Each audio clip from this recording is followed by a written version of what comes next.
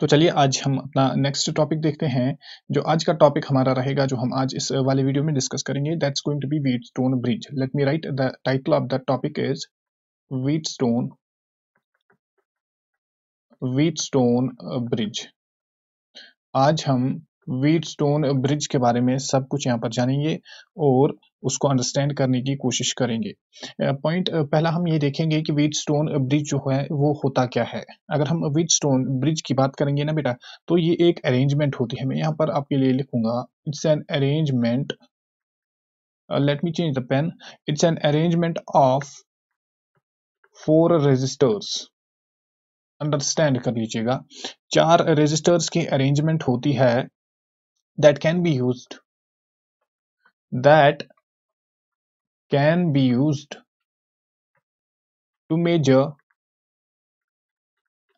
resistance of unknown resistor। Understand कर लीजिए बेटा इस बात को। इस व्हीटस्टोन ब्रिज एक अरेंजमेंट होती है 4 रेजिस्टर्स की, जिसकी हेल्प से हम एक अननोन रेजिस्टर की रेजिस्टेंस को क्या कर सकते हैं, मेजर कर सकते हैं। Let me make the figure here. मैं यहाँ पर एक फिगर बनाऊंगा।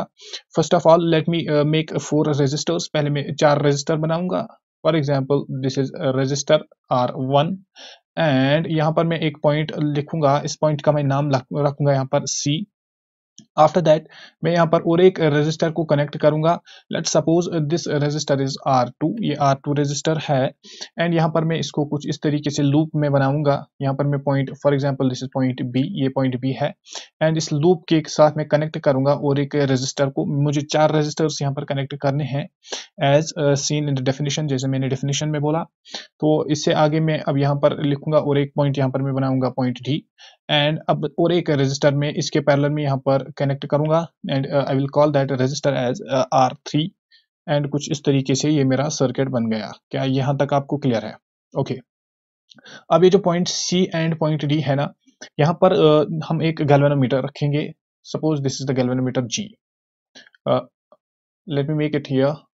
Okay, this is the galvanometer G जो हमने कनेक्ट किया in between the points point D and point C। Galvanometer के बारे में याद रखना, गैल्वेनोमीटर यहाँ पर आपको जितना काम में आएगा। गैल्वेनोमीटर के पास एक नीडल होती है, जब उससे गैल्वेनोमीटर से करंट पास होता है तो ये डिफ्लेक्शन दिखाता है। इतना ही याद रखो अभी आप गैल्वेनोमीटर के बारे में। क्लियर? अब देखो, अब ये हमारा सर्किट है जिसमें हमने 4 रेजिस्टर्स को कनेक्ट किया। अब सपोज हमने इस सर्किट को एक एक्सटर्नल बैटरी से कनेक्ट किया कुछ इस तरीके से। यहाँ पर मैं एक बैटरी बनाता हूँ। सपोज ये है V, यहाँ तक कोई दिक्कत नहीं आएगी आपको। अब देखो ये जो बैटरी है ये करंट सप्लाई करेगी। लेट्स सपोज ये यहाँ से करंट सप्लाई करती है एंड जो करंट यहाँ से जाएगा, फॉर एग्जांपल यहाँ से जाएगा तो वो करंट होगा I। लेकिन यहाँ पर अंडरस्टैंड कर लीजिए, जब वो इस पॉइंट पे पहुंचेगा, let's suppose this point is point A, जब वो इस पॉइंट पे पहुंचेगा तो वो करंट डिवाइड हो जाएगा। कुछ इस वाली ब्रांच में जाएगा और आधा इस वाली ब्रांच में जाएगा। तो जो इस वाली ब्रांच में जाएगा, let me call that current as I1 and the current flowing through this branch, let me call that current as I2। यहाँ तक कोई दिक्कत नहीं है। अब देखो, अब अगर मैं बोलूंगा कि गैल्वेनोमीटर से कोई भी करंट फ्लो नहीं होती है तो मैं गैल्वेनोमीटर को यहाँ पर क्रॉस करूंगा। उसका मतलब क्या हो जाएगा? उसका मतलब हो जाएगा ये जो I1 है ये सीधे यहाँ से फ्लो करेगा टुवर्ड्स R2 एंड R2 के थ्रू भी यही करंट फ्लो करेगा। तो यहाँ पर मैं इसको लिखूंगा I1। और सिमिलरली जब इससे कोई भी करंट पास नहीं हो गई तो R3 के अक्रॉस करंट जाएगी एंड R4 के अक्रॉस वो फ्लो करेगी। तो यहाँ पर जो करंट बनेगी उसका भी मैं नाम दूंगा I2। ये बात भी क्लियर है? तो एट द एंड जब करंट यहाँ से I1 आएगी, यहाँ से I2 आएगी, यहाँ पर जब मिलेगी ये अगेन बनेगी I1 plus I2 and that will be equal to I again, जिसको रिटर्न होना है टुवर्ड्स द बैटरी। यहाँ तक क्लियर है ना आपको? ओके। अब देखो, ये करंट हमने देखा, ये सारा कुछ हमने देखा करंट का। अब यहाँ पर देखो, अगर मैं यहाँ पर बोलूंगा, जब मैंने बोला गैल्वेनोमीटर से कोई भी करंट नहीं जा रहा है तो एट दैट टाइम हम बोलते हैं कि व्हीटस्टोन ब्रिज जो है ये बैलेंस्ड है। यहां पर मैं लिखूंगा balanced Wheatstone bridge. Balanced Wheatstone bridge हम किसको बोलते हैं? हम उस कंडीशन को बोलते हैं व्हेन गैल्वेनोमीटर गैल्वेनोमीटर करंट जो होगा वो किसके बराबर होगा, जीरो के बराबर होगा। और अगर वो जीरो के बराबर होगा एट दैट टाइम जो डिफ्लेक्शन होगी एक गैल्वेनोमीटर में वो नील के बराबर होगी, वो कोई भी डिफ्लेक्शन नहीं दिखाने वाला। अंडरस्टैंड कीजिए, जब यहां से कोई भी करंट फ्लो नहीं हो गई एट दैट टाइम मैं बोल सकता हूं यहां पर जो पोटेंशियल होगा let me call that as VC, that will be equal to VD, क्योंकि यह इन दोनों पॉइंट्स का पोटेंशियल सेम बन जाएगा। ये बात भी क्लियर है। अब देखो मुझे इस लूप पे मैं ओम्स लॉ को अप्लाई करूंगा, यहां पर अंडरस्टैंड कर लीजिएगा। नाउ मैं यहां पर लिखूंगा applying Ohm's law to R1 and R2। यहां पर अंडरस्टैंड कर लीजिएगा, ये जो R1 है मेरा, R1 एंड दिस R2, इन दोनों पे मैं ओम्स लॉ को अप्लाई करूंगा। ओम्स लॉ क्या बोलता है, ओम्स लॉ हमें पता है that says V is equal to IR। ये बात भी क्लियर है। तो अगर मैं इन दोनों पे ओम्स लॉ को अप्लाई करूंगा तो यहां पर देखिए, फिगर को देखिए, तो मैं बोलूंगा इन दोनों के दरमियान जो पोटेंशियल होगा that will be V A minus V C and that will be equal to I multiplied by R. I जो यहाँ इस ब्रांच में फ्लो होता है that is I1 and R जो फ्लो होगा that will be R1, this वाला। यहां तक क्लियर है। तो यही मैं यहां पर लिखूंगा नीचे, जब मैंने R1 और R2 पे क्या किया, ओम्स लॉ को अप्लाई किया, तो अगर मैं R1 के थ्रू देखूंगा तो मैं बोलूंगा V A minus VC and this will be equal to I1 multiplied by R1। और सिमिलरली जब मैं R2 के अक्रॉस ओम्स लॉ को अप्लाई करूंगा, ये तो मैंने किया R1 के अक्रॉस, अब जब मैं R2 के अक्रॉस ओम्स लॉ को अप्लाई करूंगा तो मैं लिखूंगा VC and this will be minus VB and ये हमारा हो जाएगा किसके equal to I1 times R2। Again यहाँ पर फिगर पे आइए, ये है हमारा VC, ये है हमारा VB, ये यहाँ पर भी यही होगा, ये है हमारा VB, ये है हमारा VC। तो मैंने लिखा VC माइनस VB, यहाँ से यहाँ तक जो पोटेंशियल होगा that will be equal to I, जो यहाँ पर है I1 and multiplied by the resistance जो यहाँ पर है R2। क्या ये बात आपको क्लियर है? ओके तो क्या मैं यहाँ पर लिख सकता हूं, अगर मैं इन दोनों को यहाँ पर डिवाइड करूंगा, अगर मैं इन दोनों को यहाँ पर डिवाइड करूंगा तो मैं यहाँ पर लिखूंगा V A minus V C whole divided by V C minus V B and this will be equal to ये I1 and I1 cancel out हो जाएगा। तो what I will be left with is R1 upon R2। तो let me call this equation as equation number 1। क्या यहां तक आपको clear है? नाउ अगेन ये मैंने किया ऊपर वाले दो रेजिस्टर्स पे R1 एंड R2 पे ओम्स लॉ अप्लाई। अब मैं सिमिलरली ओम्स लॉ करूंगा अप्लाई R3 एंड R4 पे, तो मैं क्या लिखूंगा, मैं लिखूंगा V at this point, suppose this is my VA minus इस पॉइंट पे V क्या है, this is VD and this will be equal to I, that is I2 here and R, this is R3। ये मेरी बन जाएगी equation number 1 and यहाँ पर इक्वेशन नंबर 2 जो बन जाएगी वो बन जाएगी VD this potential at this point minus potential at this point minus VB and this again will be equal to I2 multiplied by this resistance and this is R4। तो ये दोनों मेरी इक्वेशंस बन जाएगी। इन्हीं दो इक्वेशंस को मैं अब यहां पर लिखूंगा। now applying Ohm's law on resistors R3 and R4, जब मैं इन दोनों पे ओम्स लॉ को अप्लाई करूंगा तो मैं यहां पर लिखूंगा VA माइनस VD जो मैंने अभी आपको बताया, that will be equal to I2 that's current and multiplied by R that's going to be the resistance over दिया, करेक्ट।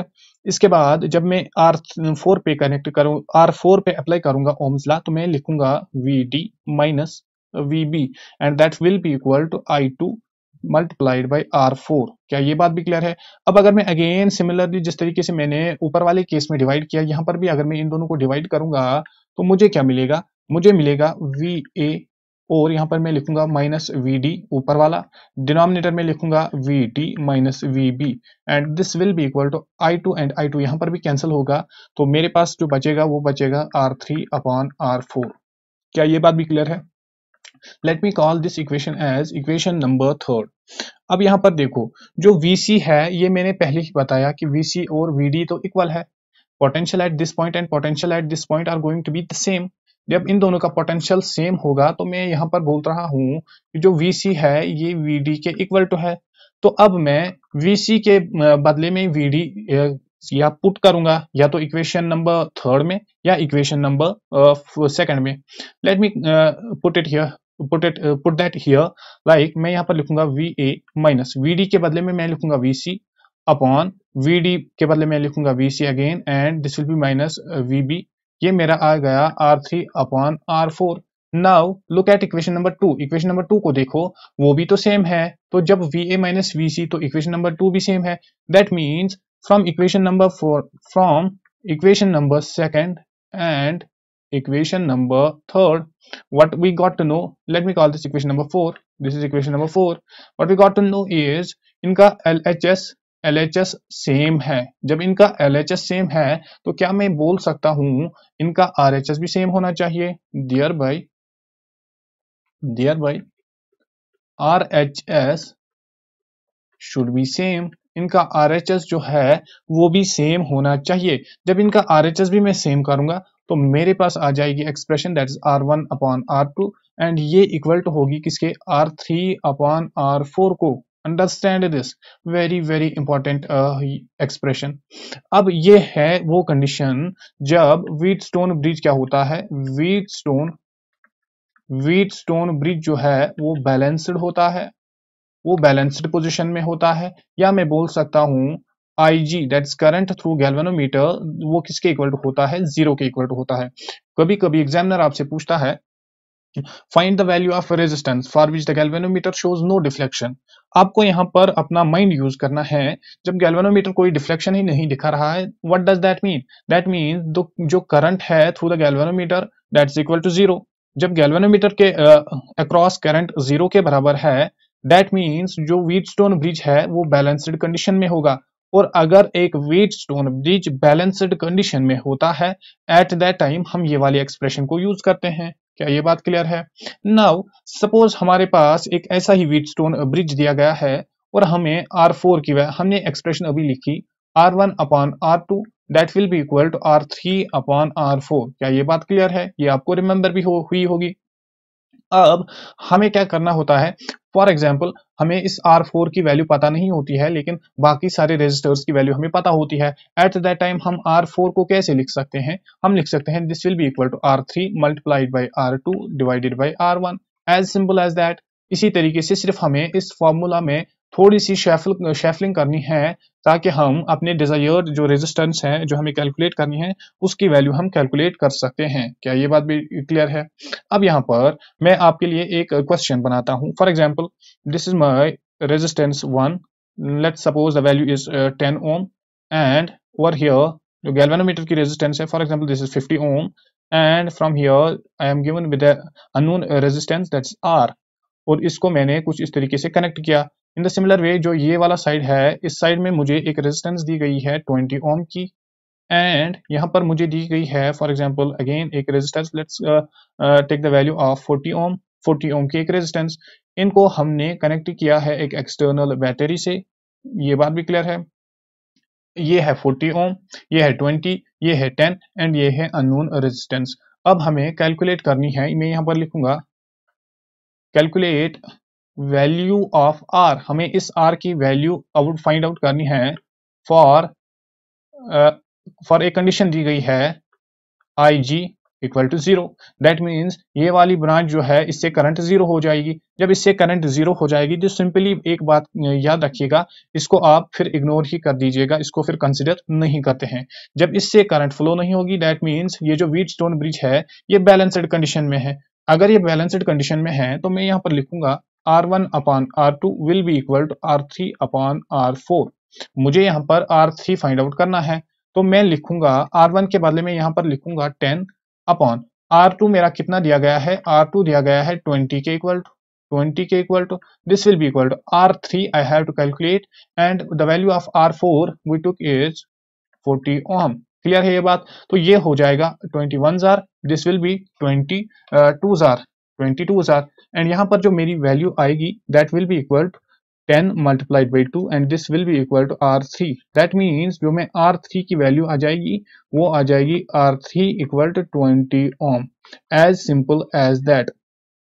इतनी इजी कैलकुलेशंस आती हैं और इतने ही सिंपल से कॉन्सेप्ट यहाँ पर यूज होता है।